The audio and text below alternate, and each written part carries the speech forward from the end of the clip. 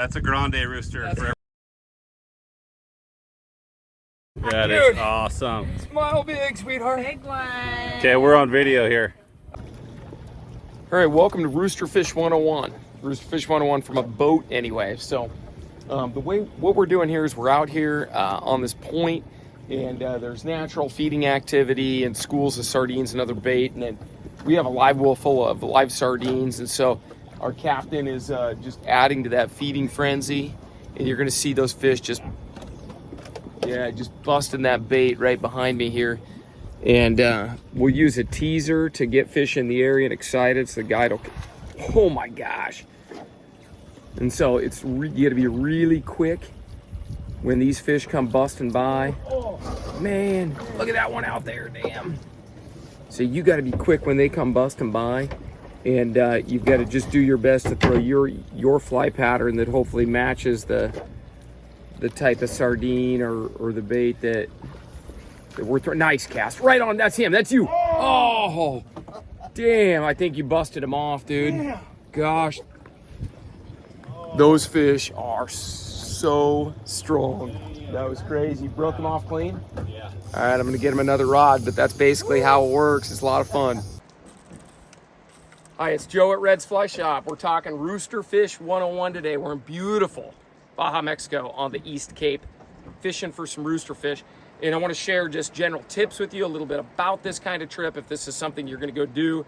And then, of course, there's going to be some links in the video description with more information and stuff to buy if you're ready to gear up for roosterfish fishing. So, first thing about roosterfish is we're in a Panga boat today, and there's a couple of different ways to fish for roosterfish on the fly, and one of them would be in a Panga boat like we're doing today, working these shorelines. The other way is beach fishing or walking the beach. I'll just tell you, walking the beach, if you haven't caught roosterfish before, time is of the essence. You need to manage your minutes well. I really strongly recommend get in the boat first, see how they behave, get your line wet, experience roosterfish and how they behave and how they act, where you can see them really good from above, because you're going to get way more shots in a boat than you are on shore. So we're in a boat here, and our strategy is the captains here, they know kind of these roosterfish hot spots where the fish tend to pile up. Sometimes you'll pull into one of these spots and there'll already be some activity of fish feeding on sardines or other bait fish. But what we do is the roosterfish, they don't like to stay by the boat unless you feed them. So we have a well full of live sardines, and we'll add to that feeding frenzy, and those fish will come up and hammer those things. And I'll try to insert a little action of those roosterfish coming up and eating those live sardines. And it's an awesome experience because you're actually getting to see roosterfish feed on sardines very close. They don't get right close to the boat, like 20, 30 feet is about as close as they like to get. I mean, they're very aware of your presence there, so they're going to be out there. But seeing those roosterfish track down those sardines, swirl and hammer them with their fan, creating a cavitation in the water, and stunning those sardines, coming back and getting them is all very exciting. So I strongly recommend do the Panga boat thing first. As far as the boat setup goes, most all the boats that are going to accommodate fly fishermen are going to have a nice casting deck up here. Some will have a standing brace. I prefer no standing brace so I can move around a little bit. You're going to be managing your line up here on the deck, and I personally prefer to wear, some kind of boat shoe. This can become a pretty athletic endeavor. We're in a little bit of a swell right now. The boat's going to be moving around. You've got your boat partner moving around. And so I prefer the nice grip of a boat shoe. I don't like to go barefoot in the boat. So what we do is we end up coming up on sea. Captain is going to throw maybe a teaser out there, a big plug, and try to get some action going on the surface. And then test it with live sardines. And if the roosterfish react to those live sardines, then you've got something. There will also be a huge variety of other fish feeding on that opportunity. So it's great sightseeing. It's a bit of an aquarium at times. So that's our program. We'll jump in next to some general just tips and tactics. So let's talk about tips and tactics first. We'll talk about gear later. So if you're wondering about gear and etc., you can follow the links in the video description for access to direct gear lists and supplies and options and some purchasing advice. But when you're up on the deck of the boat, the first thing I like to do is when I get up on the deck, there's going to be a lot of casting, okay? But the first thing I'll do is I'll peel some line off, and I want to be able to throw all that line in no more than 2 false casts. far more important than distance is going to be your accuracy and speed. So I want to be able to take this line and throw one, and at most I'm going to throw two if I'm going to reach out there and get a fish. So we want to really work on our casting, and you can do some line recovery drills. Line recovery means just going from short to long before you go, and good casting is the #1 thing that you need to be able to do. So what's going to happen is these fish are going to be busting this bait, and you're going to have to choose which species of fish that you are aiming at. You're going to see jack crevalle, you're going to see roosterfish, most commonly. Those are going to be your two primaries. Dorado are going to be more of an offshore thing, totally separate conversation. But there are also needlefish and trumpet fish as well. So what I want to be able to do is I need to be able to pick up, and the captains will generally keep everything going on one side of the boat, but I might need to be able to lay it down here, and if I'm behind the fish, I need to be able to have the power, the speed to pick it up and lay it here. And if I miss again and one jumps up here, I need to be able to very quickly develop a lot of line speed, especially when it comes to picking it up and then throwing just a little bit further out. You need to have a really good loop, a lot of power, and learn how to get down right in the butt of your saltwater rod, okay? And that takes practice before you come. You really want to learn how to drive a good, fast line. The casts aren't going to be that far, 60, 70 feet max, but you need to be able to get to 60 feet pretty much instantaneously on demand. Oh, there's a fish right there. Not a roosterfish. This is candid. Candid action. We got a grouper. All right, look at that. That's good fun. We'll grouper out of the rocks. I let my fly sink a little too fast. Boy, he's got some teeth. Get off there, buddy. So we have to, that's always a nice little bonus fish, but we have to be able to go from right here by the boat or with a stripped in line to picking it up and throwing one false cast with a really good loop, out there quite a ways. And the key is the really good loop, the good shape to the loop. A double haul is nice, but it doesn't do you any good if you don't have a very aerodynamic trajectory to your cast. So bottom line is practice before you go. Now, when it comes to getting these fish, you're going to have a couple of different options. These fish can be racing around and moving and chasing those sardines very fast. Those are a little harder fish to get. And generally what I'm going to do on those is I'm going to false cast a few times and kind of wait until maybe that fish is coming toward the boat. If the fish is coming at you, you've exponentially increased your odds of being able to get that fish to actually strike. So if the fish is going away from you, it's probably best just to refrain from casting and wait for another opportunity. There's a needlefish right there. We'll talk about those guys next. What I like is if a roosterfish comes in and makes a big boil and an explosion on the surface and throws the fan up, generally what they're trying to do is stun that bait. And you're going to have a moment there where the roosterfish turns around and is moving slower. And to me, that's really the key, is if I can even hold my cast and boom, he comes up and makes a big whitewash, even though I'm casting behind the fish, I will bank on that fish turning around and coming back to the whitewash. The fish is also going to be moving a little bit slower at that point as well. Now, when it comes to, let's talk about needlefish for just a second. That's a really big tip that everybody in our group here, felt the negative effects of hooking needlefish, especially in inopportune times. But you'll get a 2 or 3 foot needlefish on and you'll see them out there. And a lot of times their backs, they can look a little bit like roosterfish. But when you see a needlefish chasing it, there was one right by the boat here just a second ago. And I think I just caught another grouper. Another little grouper of some sort. All right, that's good fun. I guess if you're not catching any roosterfish, you just go after these guys. Get off there. So when it comes to the needlefish, just stop stripping. When you see a needlefish coming forward, just stop. The needlefish won't eat it if it stops. Then you can pick up and cast. But if you hook up a needlefish, it's a huge distraction. And it becomes problematic for your boat partner as well, because a lot of times the captain's going to get distracted with this needlefish and having to release it, and they chew up your leader, and they will often saw off your tippet that's on your fly. So when it comes to stripping the fly, what I like to do is I generally will go to a 2-handed strip.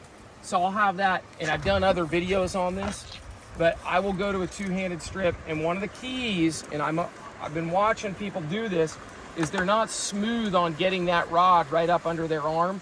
and then keeping the tip of the rod low like I've got right there to make better action. So the two-handed strip is great, works well. I can put that rod right in there underneath like that. And one of the advantages, I mentioned this in another video, is you can't trout set when a fish strikes. You can try a little bit, but you won't be able to remove the fly from the water. So when it comes to hooking the fish, you're probably going to see the take. It's going to be very exciting. You'll just about lose your mind. And I'm stripping, and then boom, I'm going to see and feel that fish bite. And I'm going to keep stripping until I have an all-out tug of war. And once I do, and that fish begins to turn, I'm going to drop the rod into my right hand. And now I'm going to be ready to feed that line out. A lot of times the big rooster fish don't take off instantaneously. They'll actually be trying to figure out a little bit what's going on. But boy, when they start to run, watch out. It gets rowdy in a hurry. So those are a few of my tips and tactics, but don't get sensory overload when you get up here and there's lots of fish busting the surface. Just try to learn how to see the different species, whether they're jacks or needlefish, trumpet fish. There's going to be a lot of other species down deeper, but those are the two that are going to be really distracting from the roosterfish are jacks and needlefish. And jacks are great. Catch them the same way essentially as roosterfish with a nice fast strip. Last tip on stripping is you can one-handed strip. The advantage to the one-handed strip is I can pick it up and lay it down, because a lot of times what I'm doing is playing for that fish to eat it as soon as my fly lands, especially if there's chum in the air on the way to the fish. I will throw it right in with that chum, and then I will be ready to one-handed strip because I'm expecting that fish to eat it right away.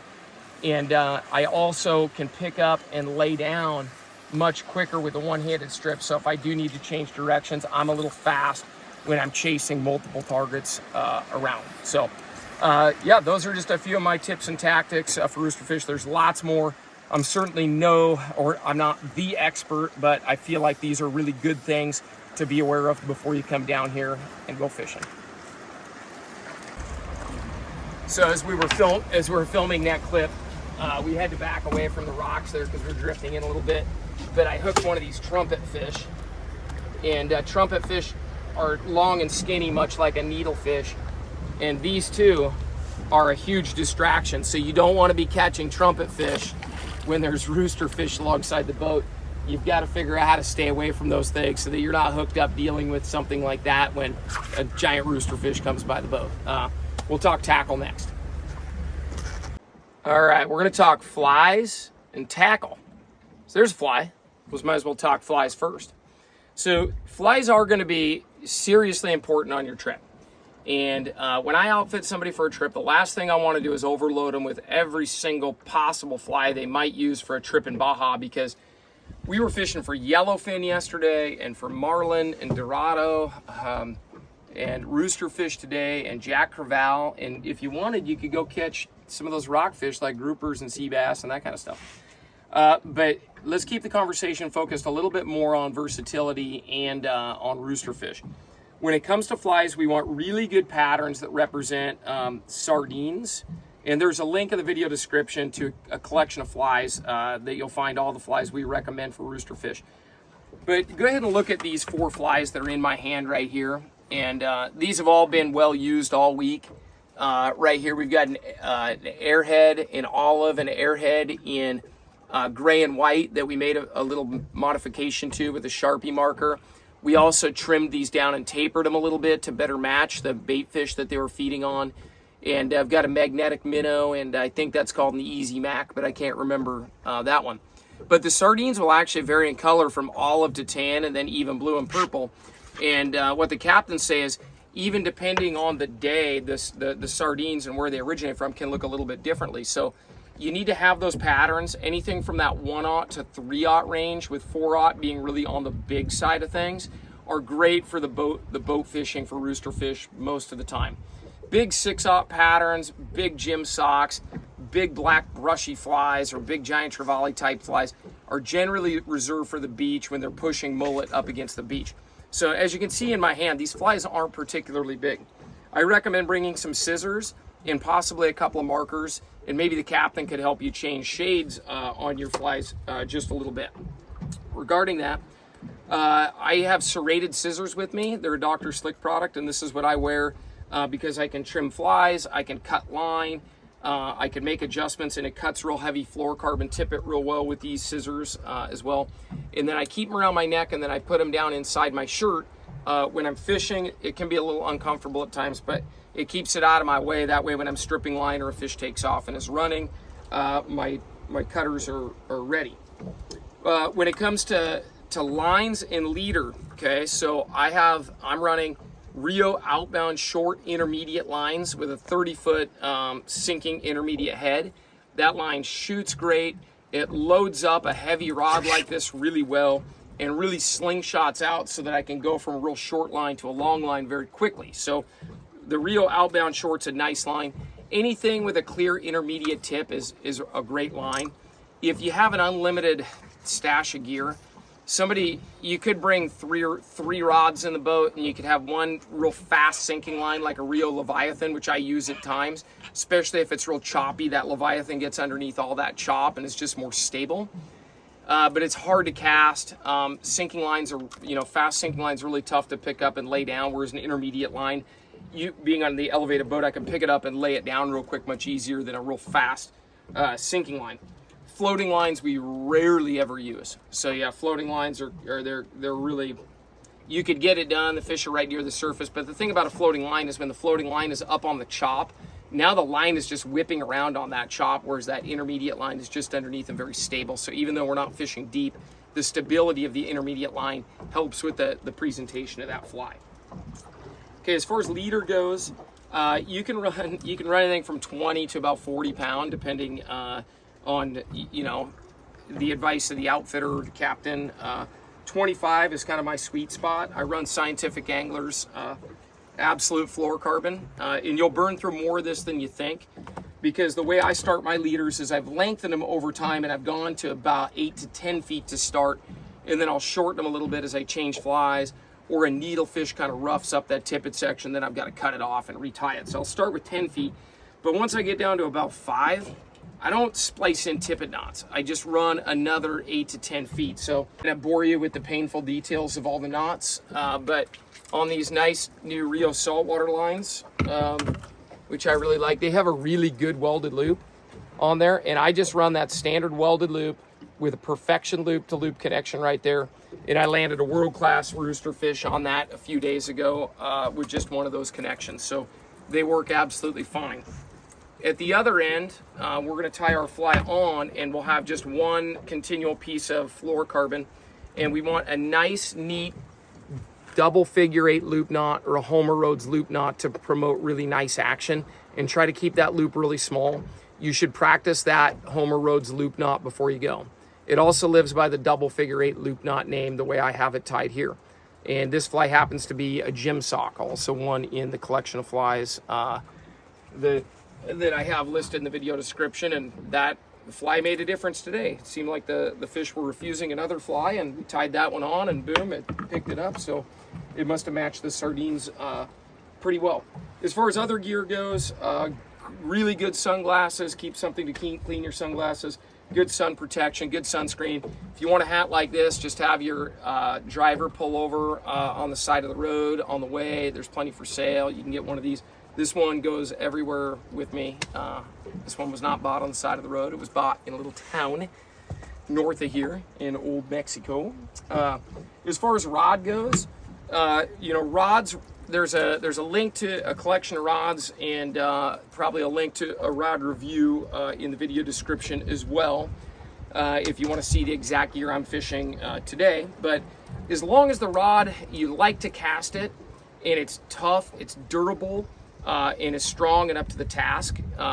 The casting does need to be accurate, but we're not casting for bonefish and permit here.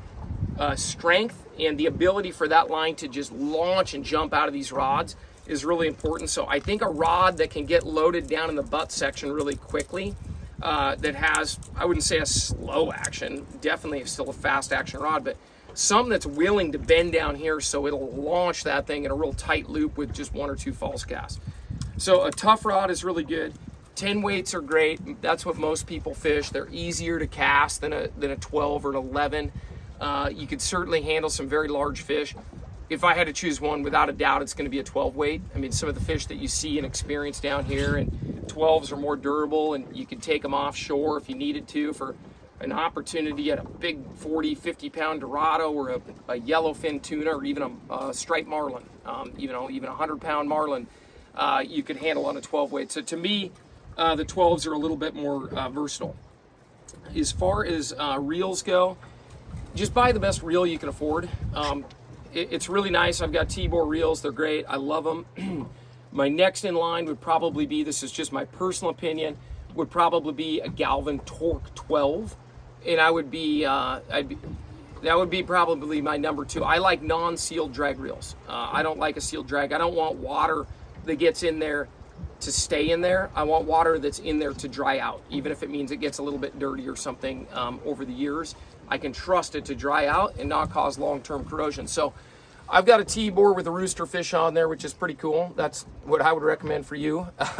As far as backing goes, backing a wrapped tight 68 or 65-pound backing. We sell both Rio and Hatch backing in those gel spun configurations that are rated about 65 pounds. So what we don't want is we don't want 30-pound backing and 30-pound tippet. And if a fish is way out there and it's going to break somewhere, we can't afford to let that break in your backing, because then you're going to lose your whole fly line out there. So that's a basic rundown of my gear. I've done other videos as well, but this one I'm kind of on site, so it was kind of fun just to give it the breakdown.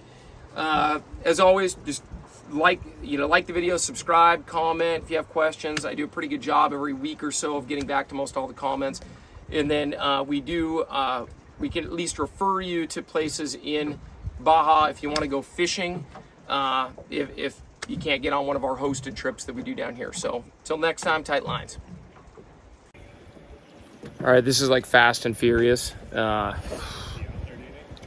There's several Roosterfish, and they're tough because they're bouncing around all over here so fast and just picking off these sardines, and they'll come charging through it like 20, 30 miles an hour, smash up a couple of sardines, and then just vaporize it. And you've got to be so fast, because what your goal is when you see one just about to eat a sardine, you've got to place that fly so accurately right in front of that fish. And ideally the fish is coming somewhat toward you. If the fish is going away, you have almost no chance. But Connor's in the front, just kind of holding his false cast, waiting to see that shot show up. He sees one there, just blew by. Man, they're tough to track down. You need to be really fast, like just super quick on the draw. You'd be able to hold a good false cast with a 10 or 12 weight rod.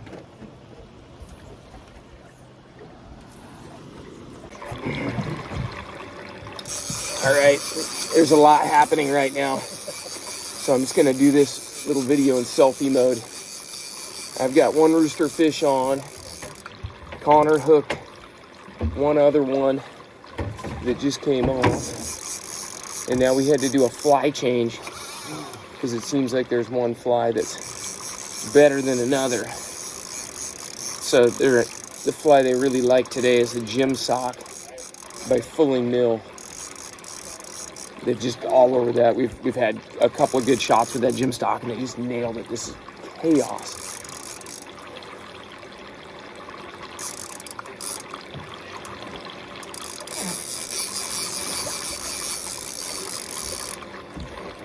You want to come to the back on?